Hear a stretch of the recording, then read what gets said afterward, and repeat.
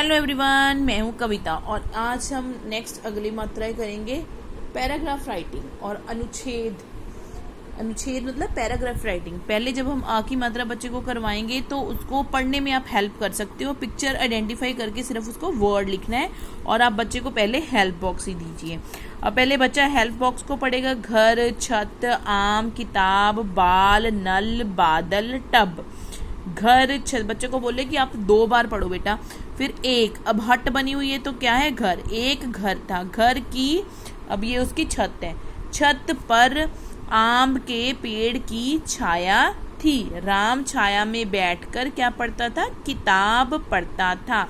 एक बार एक आम राम के ऊपर गिरा। राम के बाल खराब हो गए।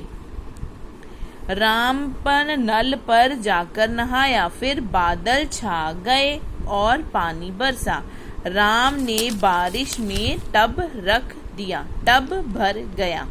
अब हमने देखा है कि सिर्फ एक ई की मात्रा, इसमें आप हेल्प कर सकते हो। ये सिंपल हो गया अनुच्छेद अ की मात्रा के बारे में। मतलब बेसिक हमने बच्चे को बताना है कि अनुच्छेद और पैराग्राफ होता क्या है। लेटर ऑन जब सारी मात्राएं बच्चा कंप्लीट कर लेगा, अनुच्छेद उसके बाद ही आएगा। सो ये था हमारा अनुच्छेद राइटिंग और पैराग्राफ राइटिंग। अब हम देखेंगे कि हमने जो तब ये पढ़ा क्या क्या आ सकता है। पूरे अपने रखो, स्वर लिखो, फिर बिना मात्रा वाले शब्द पर गोला लगा लो। जिसपे कोई मात्रा नहीं लगी है उस पे गोला लगाना है हमने। अब देखो, इस पे अ की लगी है, इसमें ए की लगी है, इसमें ईख, ई लिखा है कि ई की मात्रा तो नहीं है, इस पे वर्ड पे गोला आ जाएगा। तितली, इसमें भी छोटी और बड़ी की है। ये आप सभी मात्राएं कराने के बाद ही बच्चे को करवाना है। इसमें ईख और अजगर हैं। अब चित्र देखकर उनके नाम पूरे करो।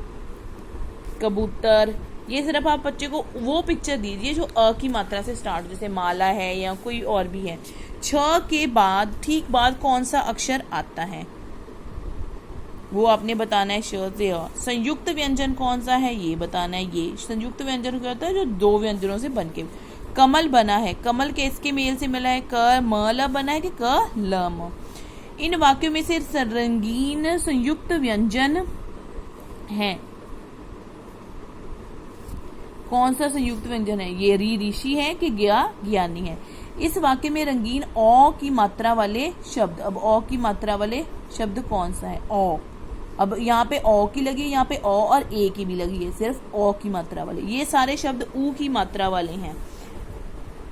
ऊ, अब छोटा ऊ लिखा है तो ये छोटा ऊ है, ये तो बड़े ऊ वाले मात्रा वाले हैं। और इस वाक्य में रंगीन छात्रों में शब्द में ए की, अब ए की मात्रा, ये तो ए की मात्रा है, ये ए वाली, तो ये वाला सेंटेंस। और ये अशुद्ध शब्द लिखो। अशुद्ध क्या है? ढोलक के ढोलक ये लिखना है। कोयल, कोयल किसके मेल से लगा? कयोल की कोयल, वो लिखना है। किरण बना है, किरण किसके मेल से बना है? कीराना के किरण, र का छोटी ई से।